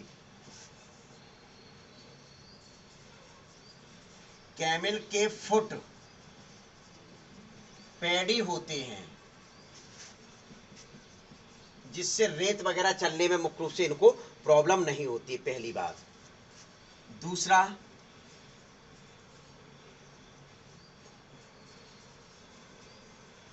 कंगारू रैट कभी पानी नहीं पीता है। फैट का ऑक्सीडेशन कर वाटर को प्राप्त करता है, यानी कि वाटर इसके शरीर के अंदर ही बन रहा है। विशेष ध्यान रखें, कंगारू रैट कभी भी पानी नहीं पीता है। ये फैट के ऑक्सीडेशन के फलस्वरूप जो पानी मिलता है उसी का उपयोग करता है, ये ध्यान में आपको रखना है। तो स्वाभाविक है, तो ये क्या करेंगे, क्या बोलते हैं, इनका जो यूरिन बनेगा, इनका यूरिन कंसंट्रेट बनता है। कंसंट्रेट यूरिन यानी यूरिन अधिक सांद्रित होता है। कैसा होता है बच्चों? यूरिन अधिक सांद्रित होता है। एक मनाली में एक जगह है, क्या मनाली में एक जगह है, रोहतांग पास जगह है। कौन सी जगह है बच्चों? रोहतांग पास जगह है। तो जो रोहतांग पास जगह है, मतलब हाई एल्टीट्यूड, मनाली एरिया बहुत ठंडा एरिया है, आप घूमने गए हो तो, और नहीं गए तो जाएं। वहाँ रोहतांग पास एक हाई एल्टीट्यूड एरिया है, बहुत ऊंचाई पर है। वहाँ ऑक्सीजन की कमी हो जाती है। आपको ये पता है सभी को कि आप जितनी ऊंचाई पर जाएंगे वहाँ ऑक्सीजन की कमी होती चली जाएगी। आप गए और भग के आ गए तो कोई समस्या नहीं। आप लोगों ने देखा होगा जो मतलब पर्वतरोही होते हैं तो पीछे सामान बंधा रहता है बैग में, कुछ खाने के लिए ड्राई फ्रूट्स टाइप के रहते हैं एडॉप्ट करने के लिए। दूसरी चीज गैस का सिलेंडर रहता है। क्यों? क्योंकि उनको वहां जाना है और सीधे सीधे अपना झंडा गाड़ के वापस नीचे आना है। तो जब ऊंचाई पर जैसे जैसे जाती है तो ऑक्सीजन की कमी होती चली जाती है। जब ऑक्सीजन की कमी मुख्य रूप से होती है तो वहां क्या होता है, ब्रीथिंग मुख्य रूप से इनकी बढ़ जाती है, ब्रीथिंग बढ़ जाती है, चक्कर मुख्य रूप से आने लगती है। क्या होते हैं? चक्कर आने लगते हैं, उल्टियां होने लगती हैं, आरबीसी की संख्या मुख्य रूप से बढ़ जाती है, लगभग 8 मिलियन पर MMQ हो जाती है, 8 मिलियन पर MMQ हो जाती है। अब इनको वहां रहना है, इनको वहां रहना है तो रहने के लिए परमानेंट अनुकूलन चाहिए, परमानेंट अनुकूलन चाहिए। तो स्वाभाविक है क्या होता है कि सीधे सीधे इनकी जो आरबीसी में हीमोग्लोबिन पाया जाता है वह ऑक्सीजन को कम बाइंड करता है। क्यों? क्योंकि ऑक्सीजन कम है, ऑक्सीजन कम है तो स्वाभाविक है बाइंड अधिक कर लेगा तो ऑक्सीजन अधिक हो जाएगी, क्योंकि वह रिलीज कम करता है, ऑक्सीजन को सेल को कम देता है। 100% ऑक्सीजन को उसने हीमोग्लोबिन ने बाइंड किया तो छोड़ता कितना, आपका 40% ही सेल को देता है। अब स्वाभाविक है 40 देगा। अब ये मुख्य रूप से क्या करेंगे, तो ये ऑक्सीजन को कम बाइंड करते हैं। जो ऊंचाई पर जाते हैं वहां हीमोग्लोबिन ऑक्सीजन को कम बाइंड करती है और सेल को अधिक देती है। सेल को मुख्य रूप से कैसे देती है? अधिक देती है। तो इस प्रकार के अडेप्टेशन मुख्य रूप से पाए जाते हैं। तो विशेष ध्यान रखना, रोहतांग पास मलानी में स्थान है हाई एल्टीट्यूड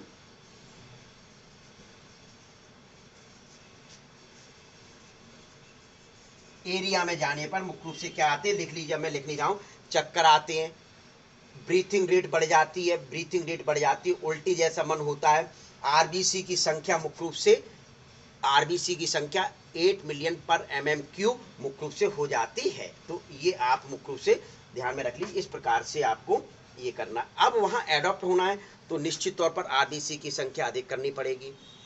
वहाँ के हिसाब से मतलब कुछ समय तक मुख्य रूप से ड्राई फ्रूट्स, क्या ऐसा थोड़ी कि वहाँ रह नहीं रहे लोग, वहाँ रह रहे हैं, लेकिन उनमें अडेप्टेशन हो गया। और अडेप्टेशन जैसे आप लोगों में हो गया तो मुख्य रूप से क्या होगा, सीधे सीधे अडेप्टेशन के लिए क्या आरबीसी की संख्या बढ़ानी पड़ेगी, तो ऑटोमेटिकली आरबीसी की संख्या ऐसे लोगों में बढ़ जाती है। यानी कैसे बढ़ती होगी, तो स्वाभाविक है बोन मैरो अधिक एक्टिव हो जाती होगी, बोन मैरो अधिक एक्टिव हो जाती होगी, जिसके कारण मुख्य रूप से आरबीसी का फॉर्मेशन अधिक होने लगता है। वहाँ की जो हीमोग्लोबिन है, वहाँ के लोगों की जो हीमोग्लोबिन है वो ऑक्सीजन को कम बाइंड करती होगी, यानी ऑक्सीजन के साथ मुख्य रूप से कम बाइंड होती होगी हीमोग्लोबिन। तो एक चीज ये तो इनमें जो अडेप्टेशन होते हुए निम्न प्रकार से हो सकते हैं, इनमें जो अडेप्टेशन होंगे बच्चों वो किस प्रकार से होंगे, निम्न प्रकार से होंगे। तो देखिए वह निम्न प्रकार से कौन कौन से होते हैं। एस्टिवेशन,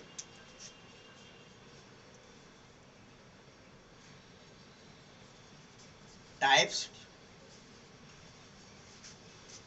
निम्न। फर्स्ट एस्टिवेशन, कौन सा, ग्रीष्म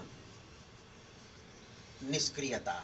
इसमें ऐसे जंतु क्या करेंगे भाई, गर्मी अधिक पड़ने लगी है, गर्मी अधिक पड़ने लगी है तो सुबह सुबह जाएंगे बाहर निकल के धूप को सेंक आएंगे, और फिर जैसी तेज गर्मी पड़ती है मुख्य रूप से तो ये अपनी बॉडी को अनुकूलित तो कर नहीं पा रहे हैं, क्या उसके हिसाब से मुख्य रूप से अधिक टेम्परेचर में जाएंगे, 50 डिग्री सेल्सियस टेम्परेचर हो गया तो स्वाभाविक है ये कैसे हो जाएंगे, बर्न हो जाएंगे, जल जाएंगे। तो ये मुख्य रूप से ठंडे स्थानों पर आ जाते हैं। उस दौरान ये अपने आप को निष्क्रिय कर लेते हैं, उस दौरान ये क्या कर लेते हैं, अपने आप को मुख्य रूप से निष्क्रिय कर लेते हैं। क्या कर लेते हैं,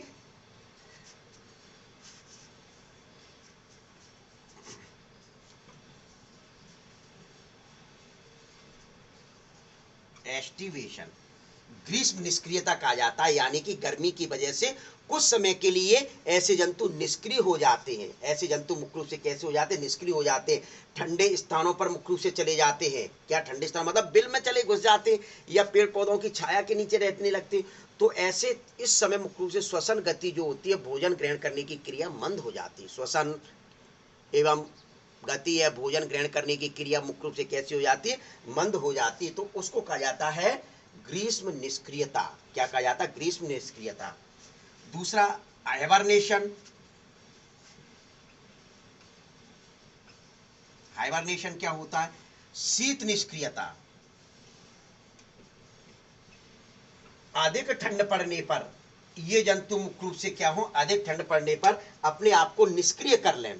कुछ जीव शीत ऋतु में निष्क्रिय हो जाते हैं, कुछ जीव मुख्य रूप से अधिक ठंड पड़ने पर कैसे हो जाते हैं, निष्क्रिय हो जाते हैं। उनमें भी मुख्य रूप से ये जो डाइजेशन प्रोसेस वगैरह होती है, क्या डाइजेशन प्रोसेस है वह मुख्य रूप से पाचन की दर वगैरह मंद हो जाती है। विशेष ध्यान रखना बच्चों, क्या विशेष ध्यान रखेंगे, स्पंदन की दर है वो कम हो जाएगी, स्पंदन मतलब हार्ट बीट कम हो जाएगी, डाइजेशन प्रोसेस मुख्य रूप से कम हो जाएगी, डाइजेशन प्रोसेस कम हो जाएगी, शरीर का ताप मुख्य रूप से कम हो जाता है ऐसी स्थिति में। तो उनको क्या कहते हैं, हाइबरनेशन कहते हैं। क्या कहते हैं, अडेप्टेशन है, ये अडेप्टेशन के टाइप हैं एनिमल में। किस एस्टिवेशन टाइप, यानी ग्रीष्म के दौरान मुख्य रूप से ऐसे जंतु निष्क्रिय हो जाते हैं, अधिक बाहर नहीं निकलेंगे, हम भैया धूप में नहीं निकलेंगे, नहीं तो बर्न हो जाएंगे, जल जाएंगे, ठीक है, तो टेम्परेचर अधिक बढ़ेगा। यहाँ हाइबरनेशन में शीत निष्क्रियता मतलब शीत निष्क्रिय यानी कि अधिक ठंड में मुख्य रूप से ऐसे जंतु कैसे हो जाते हैं, इनका बॉडी टेम्परेचर कम हो जाएगा, हार्ट बीट कम हो जाएगी, और स्वाभाविक है यानी कि डाइजेशन की प्रोसेस मंद पड़ जाती है, यानी अपने आप को ये जंतु निष्क्रिय कर लेते हैं, इनएक्टिव कर लेते हैं कुछ समय के लिए। जैसे फिर से कोल्ड सी टेम्परेचर बढ़ा तो फिर से ये सक्रिय हो जाते, चलो हम चलते हैं ऐसे, वेरी गुड, ठीक है। फिर इसके बाद आता अनुहरण यानी मिमिक्री। अनुहरण ये तो आपको सभी को पता है, यानी जब कोई जंतु अपने आप को बचाने के लिए, एक अनुकूलन का टाइप ही है, अपने आप को बचाने के लिए मुख्य रूप से क्या करे, किसी दूसरे जीव जैसे हो जाए, किसी दूसरे जीव जैसा दिखाई देने लगे, मॉडल बना ले, तो उसी को क्या कहा जाता है, अनुहरण कहा जाता है, अनुहरण कहा जाता है।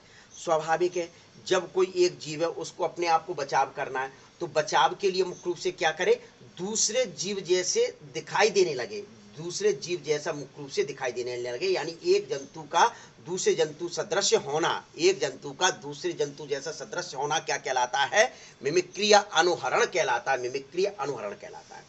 एक आता है छद्मावरण, क्या, कॉम्यूफ्लैग,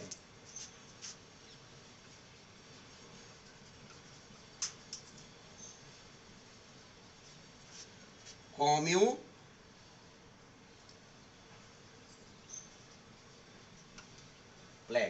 तो ये क्या होता है कॉम्यूफ्लैग? मुख्य रूप से सुनिए, कोई भी जीव प्रकृति में ऐसा नहीं पाया जाता, कोई भी जीव मुख्य रूप से बच्चों प्रकृति में ऐसा नहीं पाया जाता कि उसका वर्ण, उसका जो वर्ण है उसकी पृष्ठभूमि से ना मिलता हो।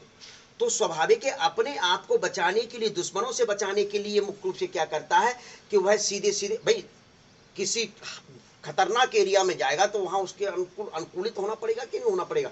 तो कोई भी जीव प्रकृति में ऐसा नहीं पाया जाता जो कि उसका वर्ण पृष्ठभूमि से नहीं मिलता हो। चाहे हाथी ले लो, ऊंट ले लो, सिंह, बाघ जंगलों में घूमते रहते हैं तो अपने चिन्ह जो पैर के होते वो छोड़ते नहीं है। इस प्रकार के चिन्ह होते हैं कि पता ही नहीं चलता है। ठीक है, तो ये ग्रास हॉपर देख लीजिए, छद्मावरण यानी कि ग्रास हॉपर मतलब कहा जाए कि हरा हरा होता है, ये पत्तियों के बीच में छिप जाता है, बिल्कुल पत्तियों जैसा नजर आता, तो आप पहचान ही नहीं पाओगे, तो उनके दुश्मनों से मुख्य रूप से बचाव हो जाएगा। प्रेगमेंटिस ले लीजिए, प्रेगमेंटिस है, स्टिक इंसेक्ट है, लीफ इंसेक्ट है। लीफ इंसेक्ट जैसा दिखाई देगा, स्टिक इंसेक्ट यानी कि तने की लकड़ी जैसा मुख्य रूप से दिखाई देगा, तो अपनी सुरक्षा प्रदान करता रहता है। तो ये छद्मावरण कहलाता है, यानी कि प्रत्येक प्रकृति में जीव ऐसे पाए जाते हैं जो उनकी प्रकृति की पृष्ठभूमि से मेलजोल खाते हैं। उस कंडीशन को कहा जाता है छद्मावरण या कॉम्यूफ्लैग के नाम से जाना जाता है, कॉम्यूफ्लैग के नाम से जाना जाता है। फिर आता है माइग्रेशन, ये तो मैं आपको कई बार बता चुका हूं। माइग्रेशन मतलब कि आवश्यकता अनुसार जीव, जब उसको आवश्यकता है तब वह एक स्थान से दूसरे स्थान पर चला जाए, एक स्थान से दूसरे स्थान पर। दैनिक रूटीन में आप लोगों ने देखा होगा कि भोजन प्राप्त करने के लिए या अन्य क्रियाकलापों के लिए पक्षी उड़ते हुए चले जाते हैं अपने घर से, एक स्थान से दूसरे स्थान पर चले गए, तो उसको क्या कहा गया, माइग्रेशन कहते हैं। तो इसको दैनिक मतलब डेली रूटीन माइग्रेशन कहा जाएगा। जो डेली के डेली उड़कर एक स्थान से दूसरे स्थान पर जाते हैं विभिन्न कार्य करने के लिए, तो उसको डेली रूटीन माइग्रेशन कहा जाता है। कौन सा माइग्रेशन कहा जाता है बच्चों, डेली रूटीन। पीरियडिक माइग्रेशन में क्या होता है, जब आवास स्थल पर जीव की संख्या अधिक बढ़ जाए। पीरियोडिक माइग्रेशन में क्या होता है कि आप पहले वहां रह रहे हैं, आराम से रह रहे हैं, संख्या जीवों की कम है, लेकिन माइग्रेट होकर और जीव आ गए एवं रिप्रोडक्शन के द्वारा और जीव पैदा हो गए, तो उस स्थान पर जीवों की संख्या बढ़ गई। उस स्थान पर क्या हुआ, जीवों की संख्या मुख्य रूप से अधिक हो गई। तो जब जीवों की संख्या अधिक हो गई तो क्या होगा, तो कुछ जीव वहां से निकलकर माइग्रेट हो जाते दूसरे स्थान पर, तो उसको क्या कहा जाता है, पीरियोडिक माइग्रेशन कहा जाता है। उसको क्या कहा जाता है, पीरियोडिक। तो कौन कौन से माइग्रेशन है, पहला माइग्रेशन आपने कौन सा बताया, डेली रूटीन माइग्रेशन। दूसरा माइग्रेशन कौन सा बताया, पीरियोडिक माइग्रेशन बताया। कौन सा बताया, पीरियोडिक। इसमें क्या होगा, डेली पक्षी उड़ के जाते हैं कि नहीं जाते हैं। और पीरियोडिक में मुख्य रूप से जब आवास में जीवों की संख्या अधिक हो जाए, तो जीवों की संख्या अधिक होगी तो भोजन की कमी होगी, भोजन की कमी होगी तो मर जाएंगे। इनको क्या होगा, यहां से इस स्थान को छोड़कर दूसरे स्थान पर पहुंच जाएंगे। तीसरा मुख्य रूप से क्या बताया जाता है, सीजनल। कौन सा बताया जाएगा, सीजनल। सीजनल यानी कि मुख्य रूप से जैसे देखा हुआ साइबेरिया में, जैसे साइबेरियन क्रेन जो होते हैं, बहुत अत्यधिक ठंड पड़ती है, सामान्य तौर पर रह रहे हैं, लेकिन जैसी अत्यधिक ठंड पड़ी तो वहां से उड़कर साइबेरियन क्रेन है जो राजस्थान में एक जगह है, जिला है भरतपुर, तो भरतपुर के नेशनल पार्क में मुख्य रूप से आ जाते हैं, या भरतपुर के नेशनल पार्क में आ जाते हैं और अंडे देते हैं, और फिर जैसे मुख्य रूप से वहां सर्दी कम होने की तो उड़कर मुख्य रूप से फिर से चले जाते हैं। तो स्वाभाविक है कि इस प्रकार को क्या कहा जाता है, सीजनल कहा जाता है।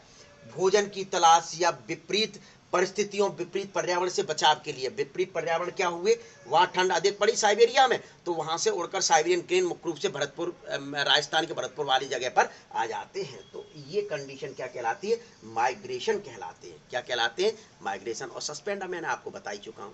तो इस प्रकार से ये आपके अनुकूलन एनिमल में पाए जाते हैं।